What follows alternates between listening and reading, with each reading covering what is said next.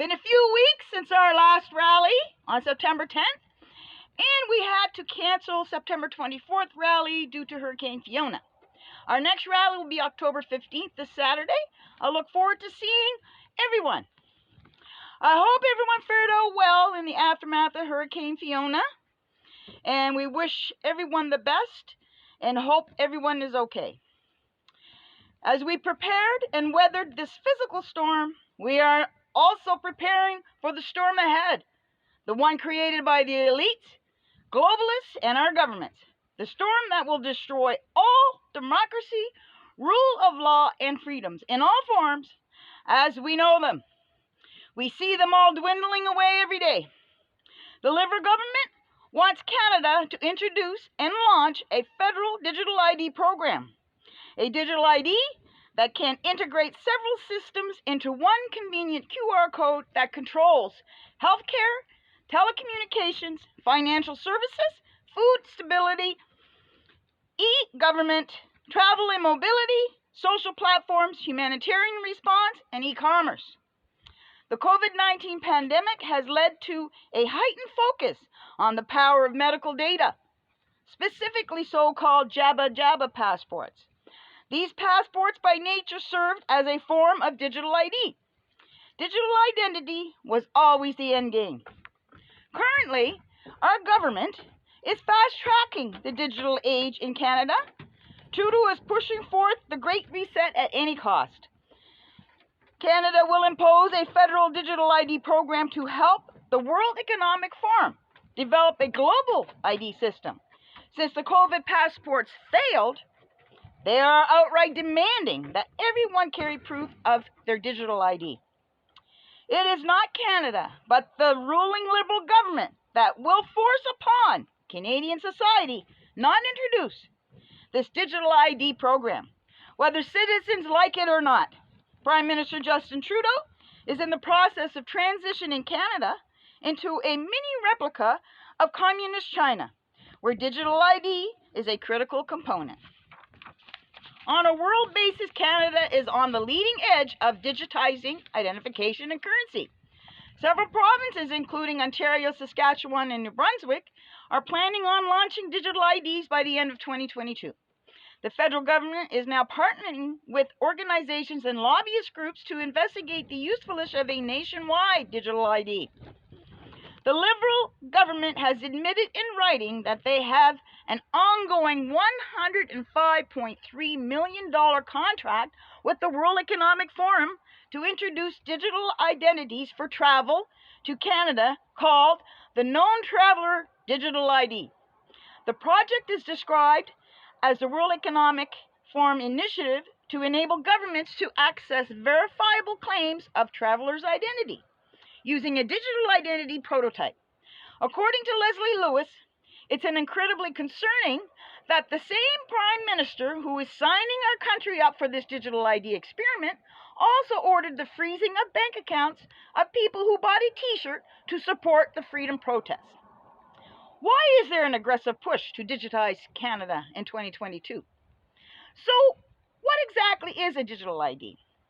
Each government jurisdiction would create a digital wallet app that can be downloaded on your phone. That app would hold your driver's license, bank information, social insurance number, health card, citizenship information, and even health card information like JABA status. The goal is anything that you have in your physical wallet or your purse right now could be digitized and placed in this app as a QR code. This information can then be shared via online services or using digital tools at businesses. The range of ways in which digital wallets can potentially be utilized is staggering, including, for instance, via the tracking of personal carbon allowances. The European Union is preparing to launch a block-wide digital ID pilot that uses the EU digital wallet. The pilot is a collaboration with banks and technology partners, including those providing biometrics-based facial recognition.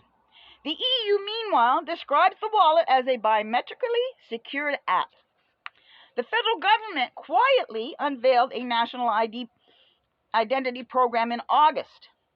The technology the Canadian government will be able to track every citizen's movement. We will be reliant on technology every day. If you want access to funds, you will need the latest devices and software to enable payments. If you are not a very tech-savvy person, this could become a big problem. It is also extremely expensive and inconceivable for some households. You won't be able to leave your home without some sort of device. They will surely implement digital IDs in every facet of government, so the people will be required to carry a digital ID as if it were Nazi Germany. No government can be trusted with the extraordinary powers latent in a digital identity infrastructure. Freedom and privacy will be lost to tyranny. Things are moving fast, and Canadians should be very concerned that a free and democratic society is quickly headed towards a society where citizens can be cancelled by the government at a flick of a switch. They inform us that the data collection dragnet will allow digital IDs to collect data on citizens' online behavior, credit history, biometrics, names, identity numbers, medical history, travel history, government accounts, bank accounts, health statistics, education, and much, much more on a global scale. These digital IDs oversteps rule of law, infringes on legal rights and the right to privacy.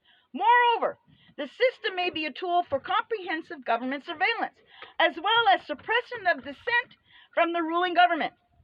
There is no doubt Jabba status and other health information will be included in these digital IDs. The federal government's plan to create a digital ID infrastructure is a threat to charter rights and a step towards implementing a communist China-style social credit system. A national digital ID system is a huge leap towards authoritarianism and is the vehicle needed to measure citizens' adherence to government policy. As many Canadians as possible are going to be pushed towards digital ID adoption and will end up living under a system not unlike the social credit system. This is a digital ID apartheid and will put the government and its outside agencies in control of every detail of our life. The truth is, the digital identity scheme is a weapon of warfare meant to completely control the masses and usher in a social credit system. Nothing good comes from a social credit system. People are forced to live in a constant state of fear, constantly checking their score to see if they are considered good or bad by those in charge.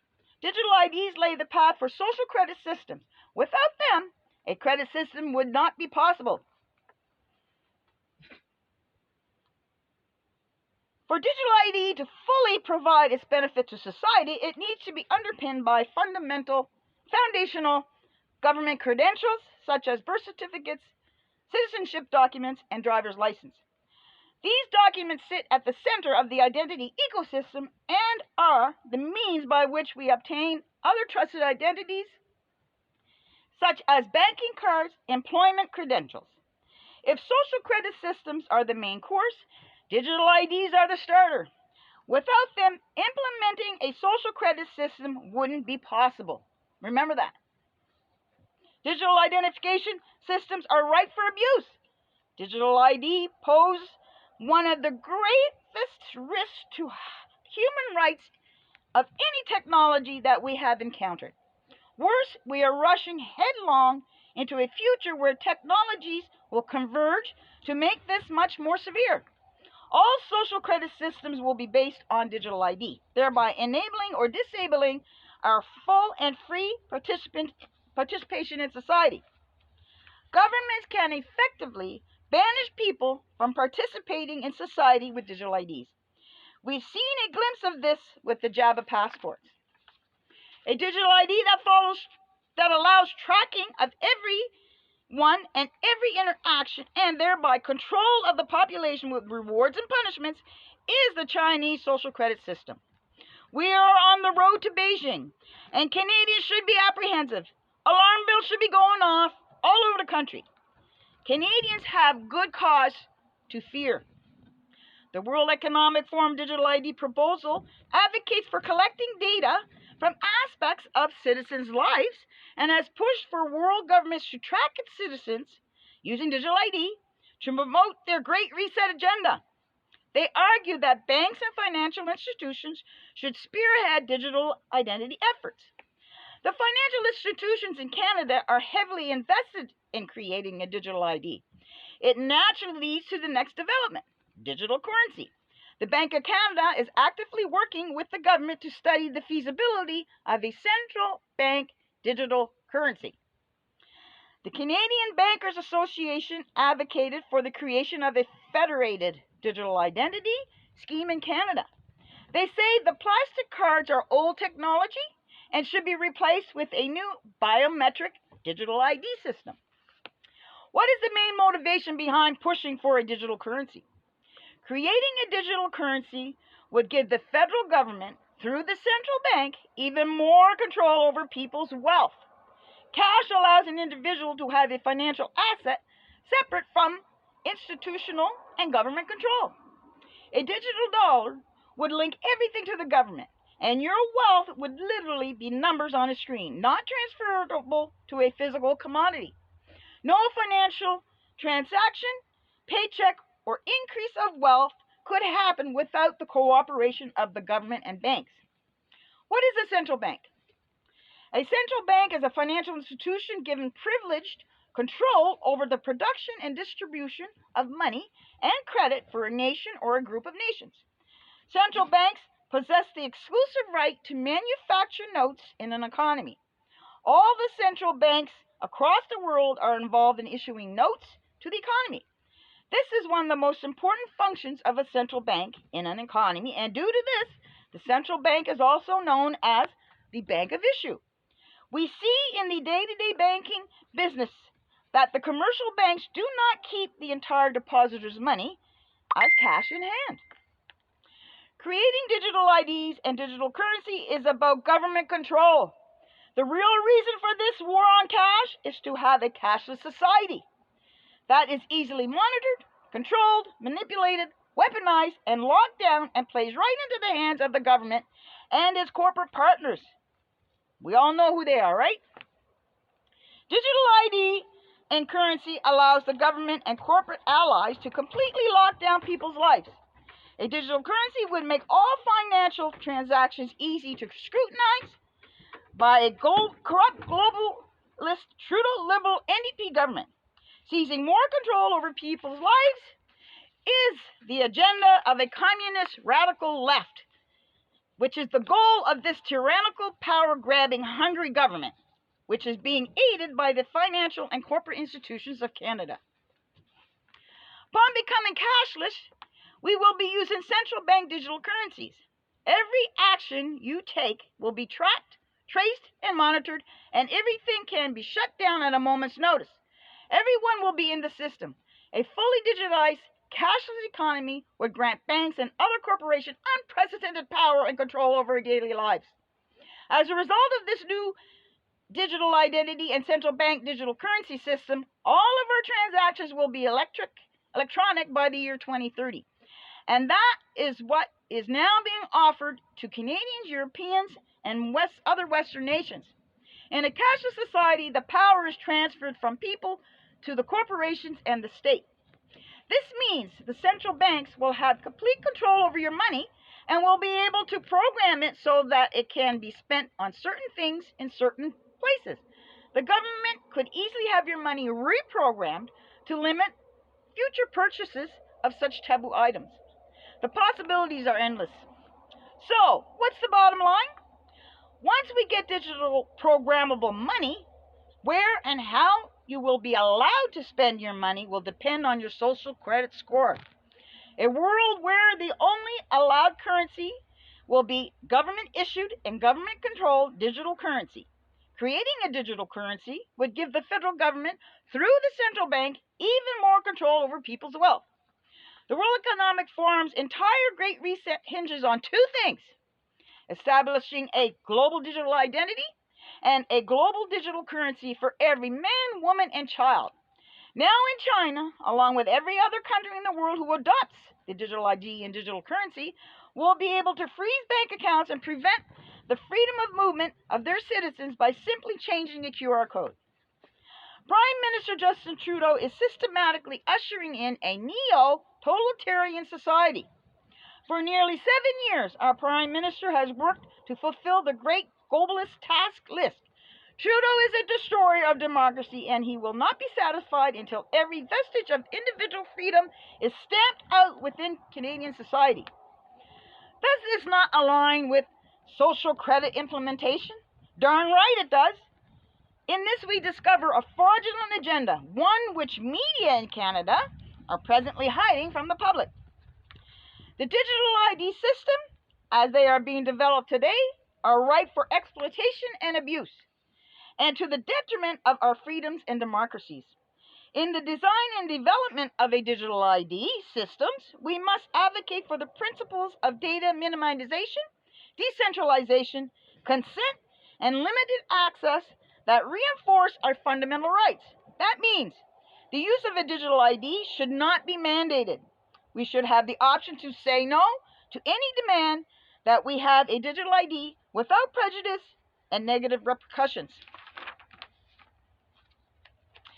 It has the potential to track, trace, and surveil subjects and to compile a complete record of all activity from cradle to grave. Digital identity will serve as a means of coercion and enforce compliance with outrageous demands of Jabba regimes that will have no end. In a report released July of 2022 by New York University Center for Human Rights and Global Justice entitled Paving the Road to Hell, a primer on the role of the World Bank and global networks in promoting digital ID, will specifically link digital ID programs to severe and large-scale human rights violations. The report said that the world will not make the United Nations Sustainable Development Goal 16.9 deadline. So last month, the Gates Foundation said it would boost funding for digital IDs projects by investing a further $200 million encompassing digital public infrastructure, including civil registry databases and digital ID to help meet the 2030 target date for reaching the United Nations Sustainable Development Goals. Specifically, that goal 16.9, which focuses on legal identity for all, including newborns with free birth registrations, for a global legal ID, bringing the current generation of children into the blossoming global digital identity system. To achieve that goal, digital identity programs are supposedly needed. According to the report, such digital identity programs may in fact exacerbate pre-existing forms of exclusion and discrimination in public and private services, and may furthermore lead to novel forms of harm, including biometric exclusions, discrimination, and the many harms associated with surveillance capitalism. Transparency is essential. Without transparency, there is no accountability and few pathways for remedy of human rights abuses. Our civil liberties should be the foundation upon which digital identity technologies, platforms, and systems are being constructed. Otherwise, in the quest to create a digital identity for the benefit of many, our fundamental rights can and will crumble. Canadians today do not need more unmitigated government access to private information, but instead a renewed commitment to charter rights and freedoms. A cashless society is looming right around the corner. Cash allows an individual to have a financial asset separate from institutions and government control. Cash is human. Cashless is inhuman. If cash dies, there will be no such thing as anonymous purchases or donations. Do you want to live in a country where digital ID is a prerequisite for access to essential private and public services? Do you want your physical and financial behaviors to be tracked by governments and corporations? Do you want the government to be able to freeze your bank account at a flick of a switch? No. Canadians must participate in the conversation about how Canadian governments and businesses ought to use digital ID. The first step is to become informed about digital ID and the Charter. If you are following the global walkout and reignite freedom, they have some steps to reigniting freedom and democracy. They say, keep cash alive, Buy local and organic, ditch the mainstream media, support small banks, and display the Canadian flag upside down, which depicts a country in distress. Use cash, not debit or credit, as much as possible. Businesses save money instantly on transaction fees. They have more control over their profits. If you can help save that business money, they are more likely to keep staff employed and give back to their local community. Small to medium businesses are an integral part of keeping our local economy and community thriving and growing. Right now, cash is still the ultimate form of privacy and freedom, so we should use it in every transaction as much as possible. We should demand it. Our purchases should not be tracked or be recorded in a digital wallet to determine compliance. Being tracked and traced is the rise of the digital beast. Don't trade convenience for freedom. Digital ID and central bank digital currencies are the road to enslavement. Of all the other means of identifying and tracking subjects, digital ID poses perhaps the gravest technological threat to individual liberty yet conceived. Saying no to digital ID will stop the social credit system, thereby no digital currency. We need cash, and without digital ID, digital currency cannot be introduced or launched. Cash is king. Use it or lose it. Ultimately, be wise and do not comply. I will not comply. I will never comply. Will you comply? Just say no. Hoo-wah, fellow freedom fighters. Hoo-wah.